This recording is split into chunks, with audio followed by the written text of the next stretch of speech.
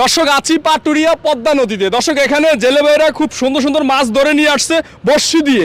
আমরা যদি আপনাদেরকে একটু দেখাই, মাছগুলো একটু দেখান তো পারবে, হাত দিয়ে একটু উঠান তো। খুব সুন্দর সুন্দর মাছ ধরে নিয়ে আসছেন। এগুলো কি পাঙ্গাস মাছ? হ্যাঁ জি, পাঙ্গাস। এগুলো কি বড়শি দিয়ে ধরছে? হ্যাঁ, বড়শি দিয়ে ধরছি। আজকে কয় কেজি পাইছেন? ওই 4-5 কেজি। 4-5 কেজি। হুম। আচ্ছা আচ্ছা, তো এগুলো কেমন দামে বিক্রি করেন কেজি? কেজি 250-300 টাকা কেজি যায়। কি বলেন, এত ছোট পাঙ্গাসের কেজি 250-300 টাকা? হুম। এটা কি নদীর কারণেই? হ্যাঁ, নদীর কারণে। একটু একটু কয়েকটা ভালো করে একটু উঠান তো দর্শকদেরকে, যদি আমরা একটু দেখাই। দর্শক খুব সুন্দর করে, অনেক পরিশ্রম ওনাদের হয় কিন্তু এই মাছগুলো ধরতে।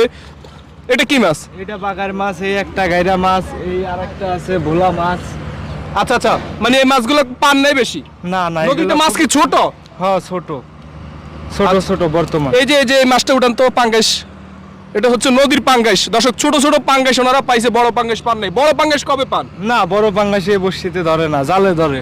ছোট পাঙ্গাস ধরে? হ্যাঁ, ছোট পাঙ্গাস ধরে। এখন যে মাছ পাইছেন, এই মাছে কি আপনাদের সংসার বা জীবন চলে বর্তমানে? চলে না, যেমন কালকে মনে করেন যে 400 টাকার মাছ পাই নাই সারাটা দিন ভরে। আজকে এই কিছুটা হইলে মাছটা পাইছি আর কি।